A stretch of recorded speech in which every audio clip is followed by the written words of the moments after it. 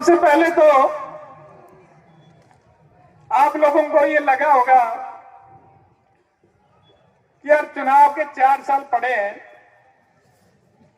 कि अभी से इसको डॉक्टर को क्या सुझाइए चाय पीने का। तो भाई चुनाव के लिए चाय नहीं है। मुझे पता लगा कि बुंगारका वालों की चाय बहुत अच्छी होती है, बड़े बड़े नेता पीने आते हैं चाय।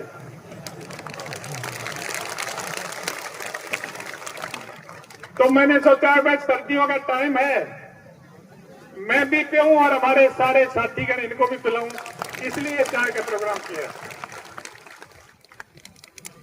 और भाई चुनाव की हार जीत की बात हो रही थी। चुनाव जालिए हो लिए, जो होना था हो लिया। जैसे भाई करमपाल कह रहा था, भाई अगर इस बार हरा दिया तो क्या 2 बार जिताया तो तुमने था ना, 10 साल तुमने बनाया था ना विधायक। इसलिए चुनाव की हार जीत की बातों को भूल जाओ। और मैं अपने दिल से आपको ये बात कह रहा हूं कि जिसने मदद की नहीं की, सबका स्वागत है, क्योंकि हमें सबको साथ लेके चलना है। मुझे 2015 की एक बात याद आती है। मैं जब 2014 में पहली बार विधायक बना तो 80% पंचायतों के चुनावों में सरपंच वो बन के आए थे जिन्होंने चुनाव में मेरी मदद नहीं की थी।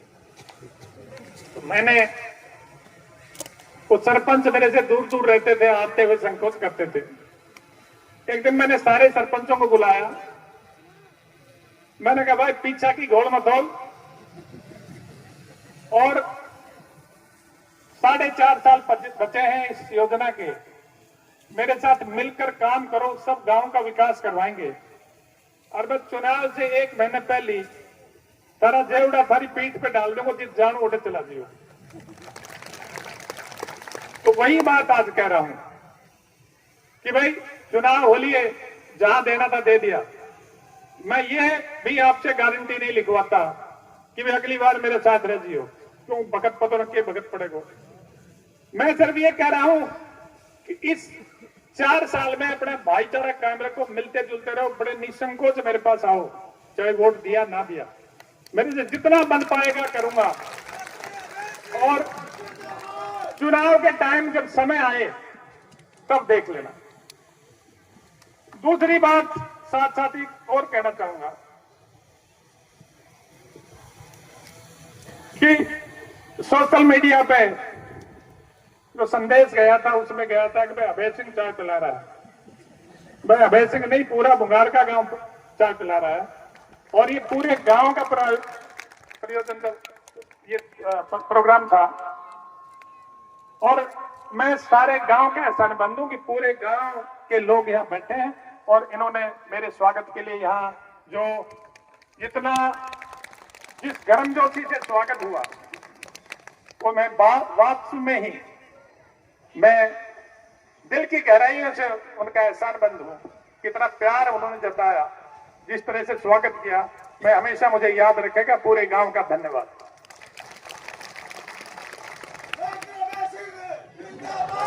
अब भाई मैं कुछ बातें कहूंगा आपको, मैं भाषण नहीं दे रहा, मैं तो आपके सामने इस पूरे दक्षिणी हरियाणा की, इस अहिरवाल की राजनीति की कुछ कड़वी सच्चाई है आपको बताने जा रहा हूं। और बड़े ध्यान से सुनना, एक भी आदमी बीच में ना जाए। और बातें बिल्कुल सच्ची होंगी, कुछ लोगों को कड़वी लग सकती हैं, लेकिन अगर किसी को लगे कि झूठ, उसमें एक रत्ती मात्र भी कहीं झूठ है, तो मेरे को, मेरा टेलीफोन नंबर सबके पास है, मेरे को फोन करके बता देना कि डॉक्टर साहब ये आपने गलत कहा। मैं आपको ले चलता हूं 2014 से पहले की स्थिति में। 2014 से पहले इस जिले पर पिछड़ेपन का परमानेंट मार्का लगा रखा था, निशान लगा रहा था कि महेंद्र जिला पिछड़ा हुआ है।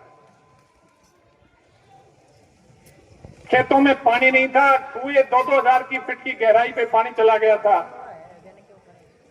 सड़कें सारी टूटी पड़ी थी, एक दूसरे गांव को जोड़ने वाले रास्ते कच्चे थे, नेशनल हाईवे का एक भी रोड नहीं था, कोई मेडिकल की सुविधाएं नहीं थी। और 2014 आते ही, जो ही भारतीय जनता पार्टी की सरकार बनी, तो 2014 आते ही आपके यहां बड़े बड़े नेशनल हाईवे भी आ गए, आपके सारे गांव एक दूसरे से जुड़ गए पक्की सड़कों से। आपकी सबसे बड़ी बात है कि धरती का पानी जो गया हुआ था, आप में से इतने बैठे हैं, किसी ने ये अंदाजा लगाया था कि धरती का गया हुआ पानी दोबारा वापस आ सकता है? नहीं लगाया था ना। वो सिर्फ भी भारतीय जनता पार्टी की मेहनत और योजना थी कि आपके गए हुए पानी को वापस लाए। कृष्णावती और दोहन नदी जो सूखी पड़ी थी उनको जिंदा किया। और आज मुझे खुशी है, मैंने कल परसों एक सोशल मीडिया पे रील बना के डाली थी। मैं 5-7 दिन पहले इस 152 से यात्रा कर रहा था। ऊपर से ऊंचाई से जब मैंने सरसों के खेतों की तरफ देखा, तो जिस तरीके से दूर दूर तक पीली चुनरी की तरह एक ही रंग में सारी धरती रंगी हुई थी, मेरी तबियत प्रसन्न हो गई। और मैंने उसको वीडियो बना के मेरी फेसबुक पे डाला। 2 दिन में ही 80,000 लोगों ने उसको देखा था, बड़ी प्रशंसा की। तो भाई मैं ये बात कह रहा हूं कि ये काम 2014 से पहले क्यों नहीं हुआ? वोट तो हम देते आए हैं, सांसद और विधायक भी हमने खूब बनाए हैं, और हमने 3-3 पीढ़ियों को विधायक और सांसद बनाया। हमने जो आया उसी को जिताकर भेज दिया। और ये नहीं है कि 2015 से पहले जिन पार्टियों का हमने विधायक सांसद बनाया वो पार्टियां सत्ता में नहीं थी, सत्ता में भी खूब रही हैं, यहां से मंत्री भी रहे हैं, यहां से केंद्र में मंत्री भी रहे हैं। तो तब ये काम क्यों नहीं हुआ? मैं आपको ये गणित बताने के लिए मैं खड़ा हुआ हूं यहां। उसका कारण ये था कि भाई काम कोई भी जनप्रतिनिधि तब करता है जब समस्या को दिल में महसूस करता है, उसके दिल में दर्द होता है कि ये हमारी परेशानी, इसको दूर किया जाए। अगर मैं ये सोचता हूं कि मेरे खेत क्षेत्र का किसान खेत में से साइकिल पर सरसों, किले की सरसों साइकिल पर कट्टे में लाने लग गया, तो मेरे क्षेत्र का एक किसान जाएगा कहां? तूड़ी के लिए 2-2 महीने पहले रिश्तेदारों के दरवाजे पे खड़ा होता था, तो वो जाएगा कहां? हर बार चुनाव होता था और चुनाव के टाइम एक ही नारा लगता था कि भाई SYL लाएंगे, लेकिन वो SYL याद रहती थी सिर्फ चुनाव के टाइम। चुनाव के 1 महीने बाद में वो SYL कहीं दूर जाके छुप जाती थी अगले चुनाव तक। हमने बड़े दिल से लोगों को चुना, और उन लोगों ने जाकर हमारे क्षेत्र के लिए काम करने की बजाय मुख्यमंत्रियों के साथ अपनी लड़ाई शुरू कर दी। आपने एक बड़ा नेता इस क्षेत्र को कई साल तक उसको पाला है आपने, कभी एक भी मुख्यमंत्री के साथ उनकी बनती हुई देखी है? चौधरी भजनलाल से लेकर बंसीलाल जी, उसके बाद में भूपेंद्र सिंह हुड्डा जी, मनोहर लाल जी, किसी के मुख्यमंत्री के साथ बना के देखी है? और भाई मुझे ये बताओ कि अगर मुख्यमंत्री के साथ आप बना के नहीं रखोगे तो काम विकास का, इलाके में विकास कैसे हुआ, कौन करेगा?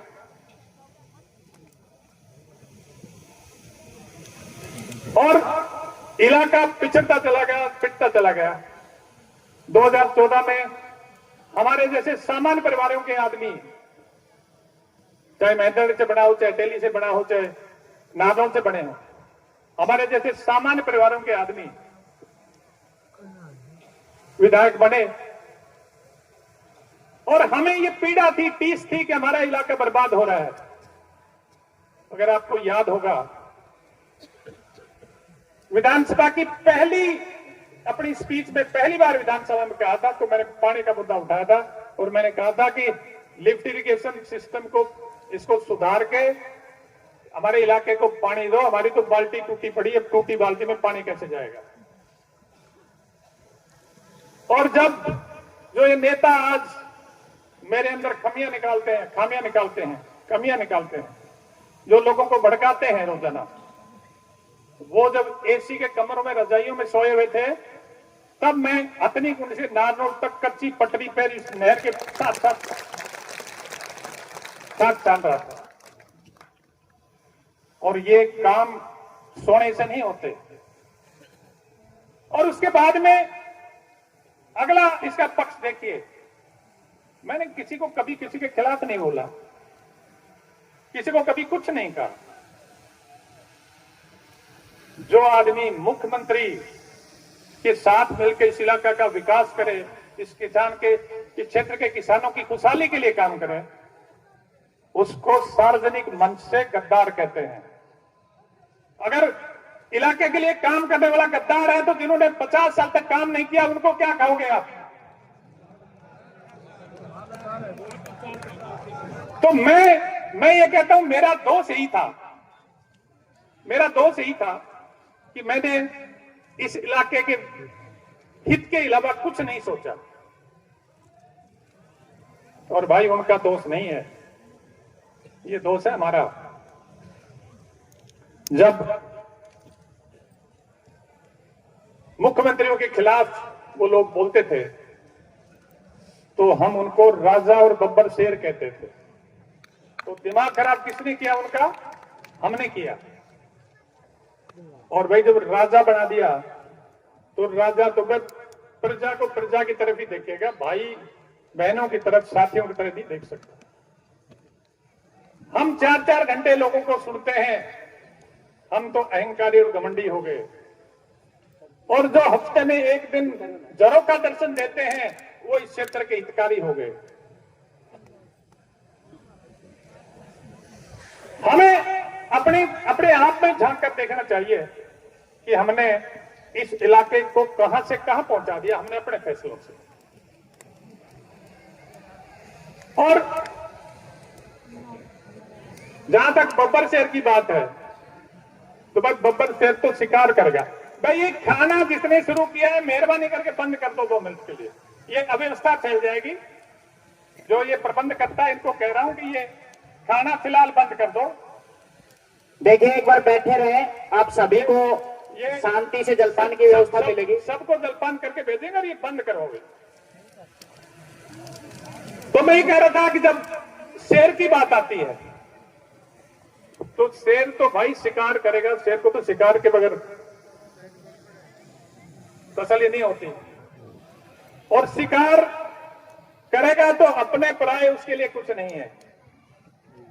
आप अहिरवाल की राजनीति पर नजर फैला के देखिए, कितने लोगों का शिकार इन बब्बर शेरों ने किया।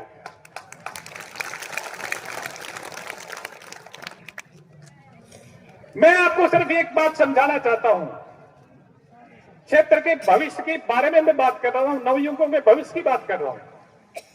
भाई, अगर इस क्षेत्र में यह शर्त लग गई राजनीति में कि भी केवल एक परिवार की खुशामद की जो करेगा वही राजनीति में जिंदा रहेगा, तो आप ये बताओ, उस क्षेत्र की राजनीति को आप कहां ले जाओगे, किस तरह ले जाओगे? जब उनसे उपलब्धियों के बारे में बात पूछी जाए, तो उनके जो टेरिये हैं सोशल मीडिया पे, वो कहते हैं कि 5 बार एमपी, 3 बार एमएलए, मंत्री, ये वो। भाई, हम मानते हैं कि मंत्री एमएलए रहे हैं, पर भाई ये तो बताओ कि इतने साल में आपको 50 साल से जिताते आ रहे हो, सारे पद मिले हैं, आपने इलाके के लिए गिनाने के लिए तो बताओ कि मैंने ये किया है। केवल जो व्यक्ति थोड़ा सा चर्चा होने लग जाए किसी की, मैंने काम किया, मेरे प्रति लोगों का झुकाव हुआ, लोग चर्चा करने लगे, और जब चर्चा करते ही, और शेर को तो भूख लगाई फिर। तो मैं केवल आपको ये समझा रहा हूं कि इस इलाके की राजनीति के बारे में देखो, सोचो। एक सामान्य परिवार का आदमी संघर्ष करके इलाके के लिए कुछ करने की कल्पना के साथ मैदान में आता है और उसको सिर्फ इसलिए रास्ते से हटा दिया जाता है कि उनकी आने वाली विरासत के रास्ते में रोड़ा हो सकता है। तो ये कब तक चलेगा, कौन सुनता रहेगा? और भाई, मुख्यमंत्री के सपने लेते हैं बनने के, मुख्यमंत्री हमेशा पार्टी हाईकमान बनाती है। पार्टी की कुछ मर्यादाएं होती हैं, उन मर्यादाओं के भीतर रह के ही पार्टी का नेतृत्व कुछ लोगों का चयन करता है कि किसको क्या बनना है। आप पार्टी की विधायक दल की मीटिंग में अपने विधायकों को पार्टी के फैसले के खिलाफत करने के लिए खड़ा कर दो। आप पार्टी के मुख्यमंत्री के खिलाफ अपने विधायकों से प्रेस कॉन्फ्रेंस करवाने लग जाओ। आप हर मुख्यमंत्री से स्टेज पे बिगाड़ रखो। और अब तो हद होगी। कल परसों सोशल मीडिया पे एक लड़के ने वीडियो डाल रखा था, उसमें एक जगह वो कहता है कि एक हाउस का नाम लेता है कि वो हाउस तो नर्सरी है नेताओं की। मुझे हंसी आई। मैंने कहा नर्सरी तो ठीक है, मान लेते हैं, क्योंकि टिकटें बांटते हैं तो नर्सरी तो कहा जा सकता है, लेकिन नर्सरी एक तो होती है पौधों की। वो पौधों की नर्सरी में तो पौधे लगाते हैं, पेड़ बड़ा करते हैं, उनका फल लगता है, उसके फल खाते हैं, उसकी छाया में बैठते हैं। लेकिन एक दूसरी नर्सरी मुर्गों की भी होती है। तो ये जनता बताएगी कि नर्सरी कौन सी चला रहे हैं। मेरी तो समझ में आया है। फिर इनकी हिम्मत देखो, कहता है कि पार्टियों को सीधा वोट देने के लिए, नाम लेता है बाकायदा भाजपा पार्टी का, कि पार्टियों को सीधा वोट देने का एहसान नहीं होता, उस फला नेता के माध्यम से वोट दो ताकि उसका एहसान होगा। अरे मेरे भाई, 21वीं सदी में हम चल रहे हैं। अगर 21वीं सदी का प्रजातंत्र भी व्यक्तियों को वोटों का ठेकेदार बना देगा तो ये प्रजातंत्र हमारे देश का कहां विकसित हो पाएगा, ये देश कहां जाएगा।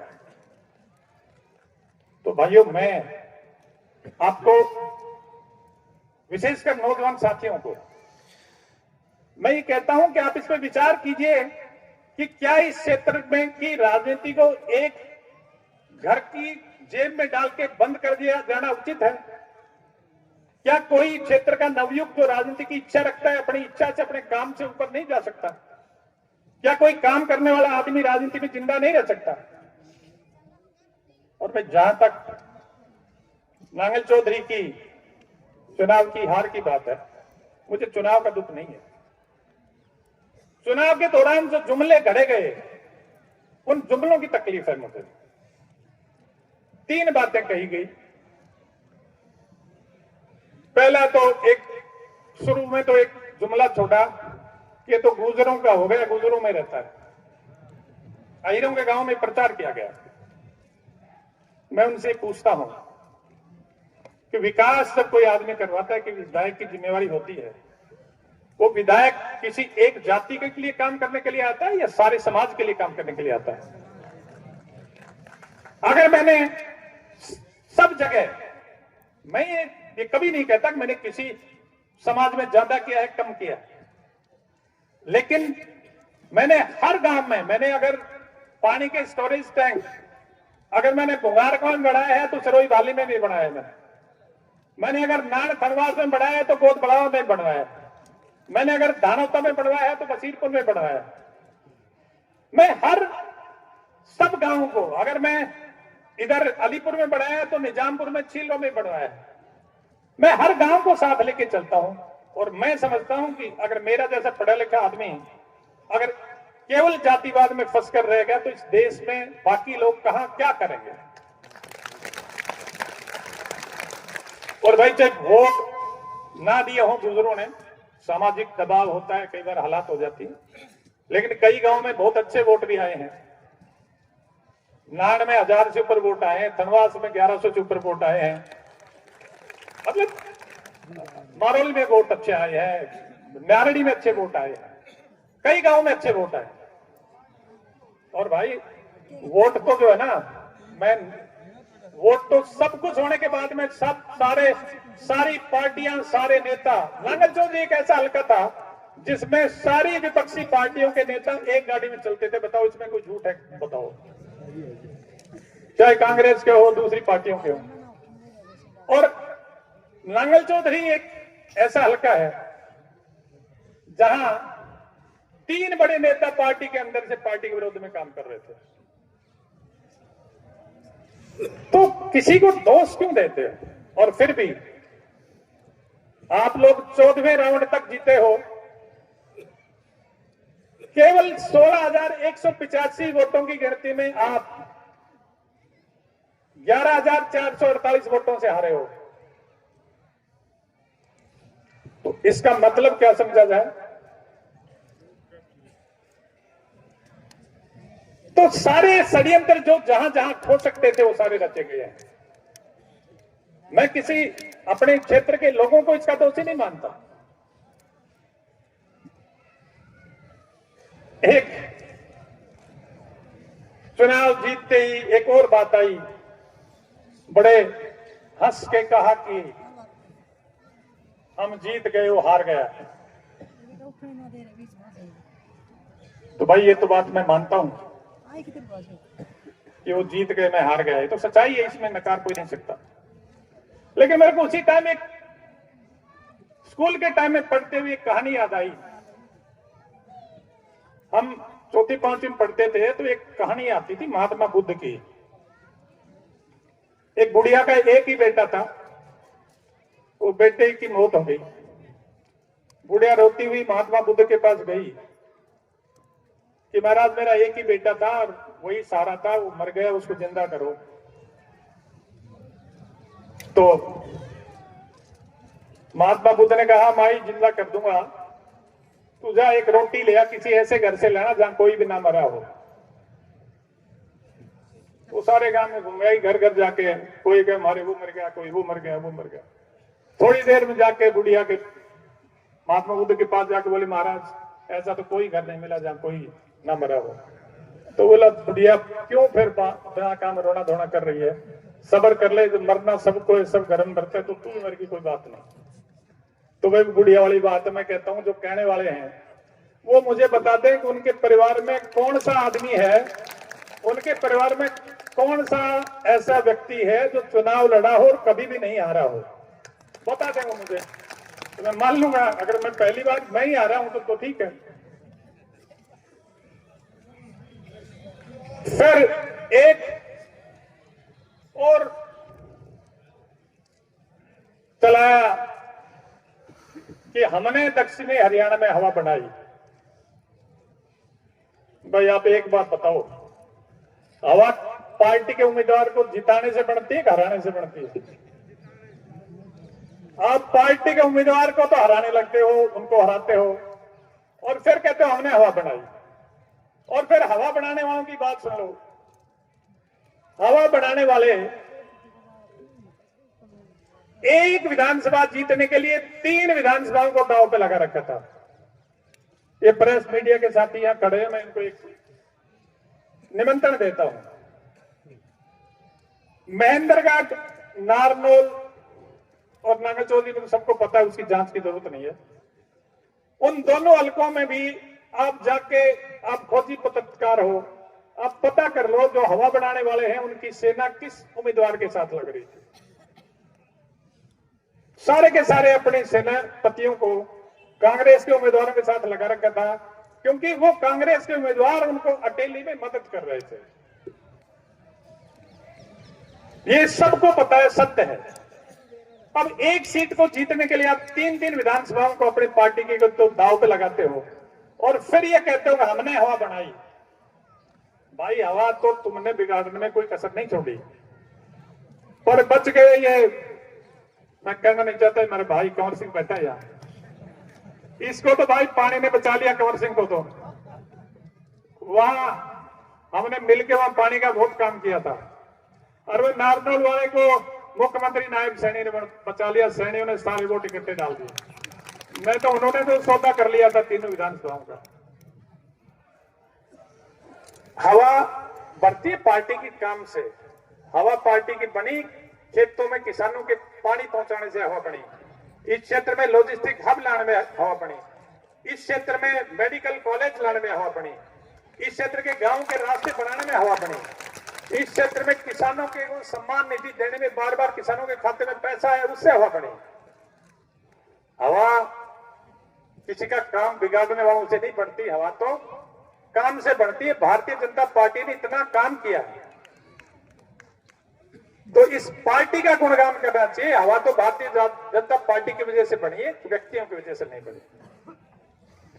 एक और सगुफा बार बार करते रहते हैं, पता नहीं क्या, मुझे नहीं पता, राजनीति समझ नहीं आती। अपने आप ही तो कहते हैं कि मैं रिटायर हो रहा हूं, और अपने आप ही फिर मोदी जी का मुकाबला करते हैं कि मैं मोदी जी नहीं रिटायर हो तो मैं क्यों रिटायर हूं। भाई आपको किसने कहा रिटायर होने के लिए? किसी ने, पार्टी ने कहा, ना गांव के किसी अपने इलाके के किसी व्यक्ति ने कहा। अरे भाई मोदी जी का मुकाबला करते हो तो उतना बड़ा दिल भी रखो, सहन शक्ति रखो। वो पता नहीं क्या क्या सहन करते हैं। और मोदी जी तो इस देश के लिए दिन रात सोचते हैं, इतने साहसिक फैसले करते हैं, देश को कहां से कहां पहुंचा दिया। आप अपनी तुलना तो कम से कम किसी अपने बराबर के आदमी से करो, इतने बड़े व्यक्ति से जिसने देश का नाम है, सारी दुनिया जिनको पूछती है, उनके साथ अपना मुकाबला करते हैं। तो बातों को ठीक तरीके से, ठीक ढंग से करना चाहिए। और भैया एक अंतिम बात आपको और कह रहा हूं, वो बहुत महत्वपूर्ण है और मैं व्यथित हूं, दुखी हूं उस बात से। आपके सामने माननीय मनोहर लाल जी के आशीर्वाद से, अभी सीताराम जी कह रहे थे कि मनोहर लाल जी की भी जय बोलो क्योंकि उन्होंने बहुत काम किया है। मैं कहता हूं उस व्यक्ति ने इस इलाके को जो दिया है वो ना किसी मुख्यमंत्री ने दिया है, और आगे हो सकता है कोई दे दे, लेकिन उस व्यक्ति की बहुत बड़ी देन है इस इलाके की। इस इलाके की पानी की समस्या को माननीय मनोहर लाल जी ऐसे व्यक्ति थे जिन्होंने हर महीने इसके बारे में प्रोग्रेस पूछते थे क्या रहा, और कोई भी काम जब उनको कह दिया, ये जो वाटर टैंक जो 4 एकड़ में जो स्टोरेज टैंक बढ़ाए इस बार, ये करमपाल कह रहे थे कि इसमें राजमा ढाणी और दताल में इंजन चले हैं, वो इंजन उन टैंक्स पे चले हैं। मात्र मैंने इतने कहा था, मैंने कहा जी इस पे यमुना पे वहां हेड पे तो कोई स्टोरेज नहीं है, टेल पे कर ले। कहो तो बोला टेल पे कैसे करोगे? मैंने कहा पंचायत की जमीन पड़ी है 4 एकड़ की, 5 एकड़ के बड़े टैंक बढ़ा देते हैं, 15 फीट गहरे, 1 मिनट में लगे कर डालो, और अब देख लो 36 गांव में वो टैंक है। एक टैंक 300 एकड़ से ज्यादा जमीन सींचता है।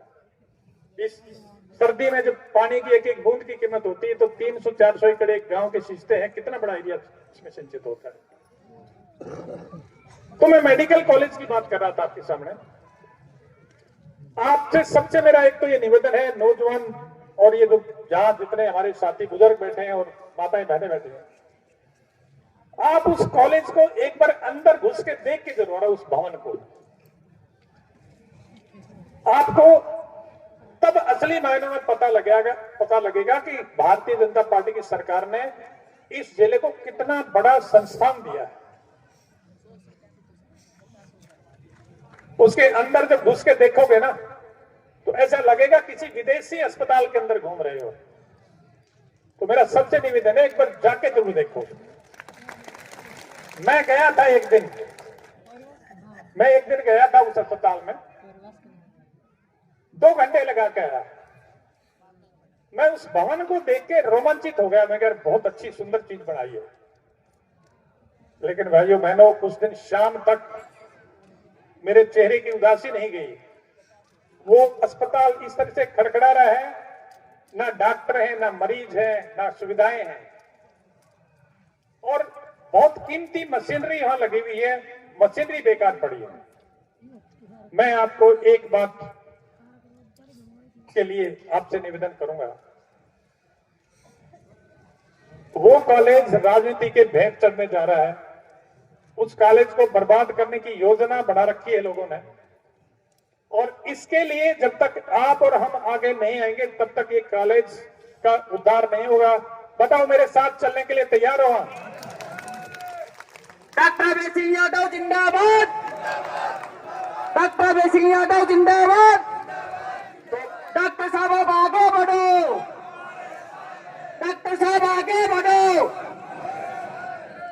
तो भाई 8 महीने हो गए इस कॉलेज की ओपीडी शुरू हुए, खांसी जुकाम से ज्यादा इलाज वहां नहीं हो रहा, और मरीजों को अभी भी नारनौल अस्पताल से जयपुर, रोहतक, दूसरे अस्पतालों में रेफर कर रहे हैं। हमने जब वो कॉलेज बनाया तो इस क्षेत्र की जनता से वायदा किया था, माननीय मनोहर लाल जी जब इसका पत्थर रखने आए तो ये घोषणा हुई थी कि ये कॉलेज बनने के बाद में आपको दिल्ली, जयपुर और दूसरे जगह पर नहीं जाना पड़ेगा, और ये क्षेत्र की जनता उसी उम्मीद में इस कॉलेज की तरफ देख रही है। पर भाई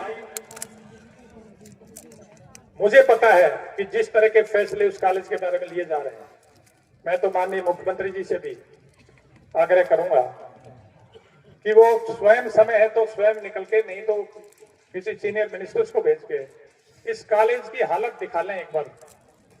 ये कॉलेज कितना सुंदर, सरकार ने 750 करोड़ रुपए लगा के इस बिल्डिंग को बनाया है, और दक्षिणी हरियाणा में इस संस्था को विकसित होने की जरूरत है। देखिए, अगर रोहतक मेडिकल कॉलेज के आसपास के क्षेत्रों के मेडिकल कॉलेज हैं, उसमें अगर सुविधाएं कम भी हो तो Rohtak medical college PGI Rohtak से उसकी पूर्ति हो जाती है। हमारे यहाँ तो दक्षिणी हरियाणा तो बहुत सुविधाओं के अभाव में हमारे आधे पेशेंट जयपुर में कोई सांगटेड़ा के पास मरता है, कोई कोटपुतली के पास दम तोड़ लेता है, कोई वहां अमेर के साथ। 2 मिनट लूंगा, 2 मिनट बैठ जाओ, 2 मिनट लूंगा। तो मैं कह रहा हूं कि मैं आज यहां से एक ऐलान कर रहा हूं कि 6 महीने और दे रहे हैं इस कॉलेज को, या तो 6 महीने में सुधार लें, नहीं 6 महीने बाद में उन्होंने हमें आंदोलन का रास्ता बता दिया है, उसी रास्ते पे हम भी उस कॉलेज के, इस कॉलेज को बचाने के लिए आंदोलन करेंगे। और आप डॉक्टर साहब आप आगे बढ़ो, और डॉक्टर साहब आगे बढ़ो। और मैं उनको एक बात स्पष्ट कर देना चाहता हूं कि ये धरना 20-25 आदमियों वाला नहीं होगा। जब हम आंदोलन करेंगे तो हजारों की संख्या में आंदोलन इसके लिए लोग आएंगे, और हम अपनी सरकार है, अपनी सरकार के रहते हुए हम इस तरह का कदम उठाना चाहते नहीं, लेकिन जिस तरह की राजनीति उस कॉलेज के साथ हो रही है उसको देखकर मजबूर हैं। और मैं ज्यादा दिन तक चुप्पी साधे नहीं रह सकता, क्योंकि इस कॉलेज को अगर अपने एक दूसरे के पीछे छुप के उस कॉलेज को बर्बाद कर लिया तो हमारा इलाका हमें कभी माफ नहीं करेगा।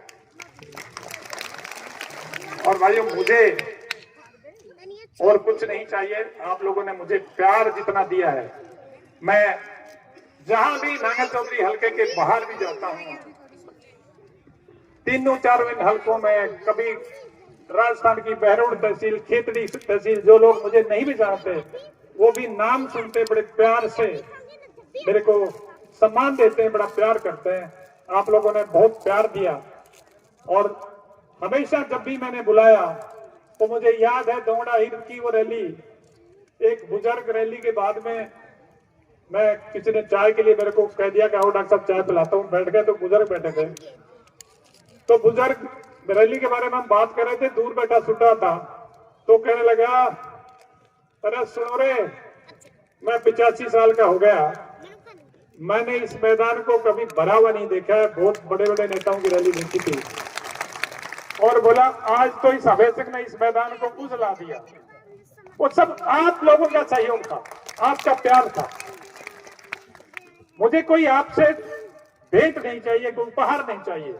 मैं तो कहता हूं आप अपना प्यार मेरे साथ बनाए रखो, और जो ये सपने ले रहे हैं, योजना बना रहे हैं कि अभय सिंह की राजनीति खत्म कर दोगे, मैं कहता हूं जब तक मेरे इस क्षेत्र के लोगों के दिल में मेरा प्यार है ना, जब तक मेरा वो बाल बांका नहीं कर डॉक्टर सकते। अभय सिंह जिंदाबाद, डॉक्टर अभय सिंह जिंदाबाद।